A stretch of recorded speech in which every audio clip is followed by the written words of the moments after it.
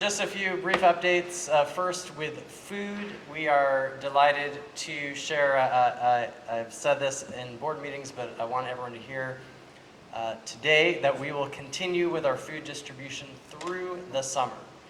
So no RPS family will be without that food, which is so essential over the course of the summer. We're working in collaboration with the city's Department of Parks and Recreation on that.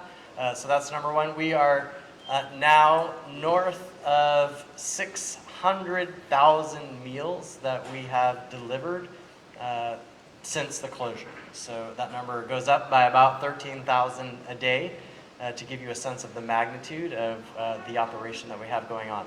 The mayor mentioned the Chromebooks. We have now finished distributing Chromebooks to any high school, middle school, or elementary school student who requested one. That was approximately 12,000 Chromebooks and approximately 5,000 hotspots for internet access.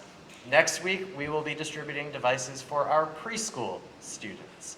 And thereafter, we will have some makeup days for anybody else who did not have a chance to get a device. Again, I want to thank the philanthropic community that has put together approximately $1 million of support, the Community Foundation, the Robbins Foundation, and many others to help us defray the costs of our technology efforts. Third, our online learning continues, RPS at home. We have approximately 20,000 users every day. We know, in fact, that we have some users who are not in Richmond, and we welcome that. It's a sign of the traction that RPS at home has had. And then we are, of course, in the process of planning for reopening, both a virtual opening, a physical opening, and other varieties of those two. My understanding is that next week the state will put out guidance in terms of phased reopening of schools, and once that is out, we, of course, here in Richmond will have more to say about how we will be approaching that. Last, I just wanted to reiterate we are thrilled that we are going to be able to celebrate our seniors in just a couple of weeks.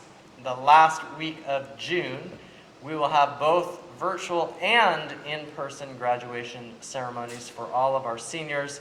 The in-person ceremonies will be a little bit different this year. They'll be on football fields and in gyms with social distancing. Our seniors will have caps and gowns. They will get to take a picture with their family, with the principal, and so on. But the number of guests will be limited to 3 family members.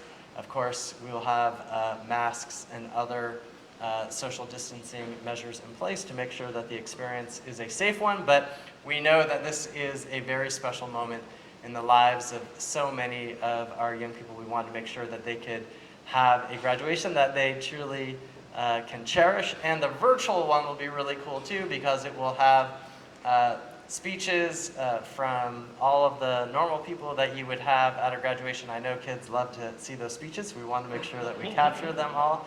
But it will also have a slideshow of each student with their name and their picture and all that sort of thing. And it'll be a really wonderful keepsake for them to have for years to come. So, and very last, I'm just delighted that earlier this week we were able to announce our Valedictorians and our Salutatorians for the year. They're on our website. I shouted them out in my daily message, and I just want to say to those 16 incredible RPS students, we are so, so proud of you for your dedication, your perseverance for so many years. And I want you to know that I hope the pandemic doesn't diminish the joy that you have from this accomplishment. It certainly does not diminish the joy we have in celebrating you. We are so proud of you, we love you, and we can't wait to see how you will change the world for the better. Thank you.